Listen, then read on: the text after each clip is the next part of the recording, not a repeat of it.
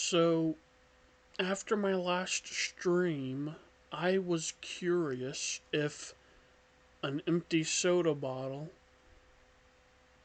might sound different when burped into.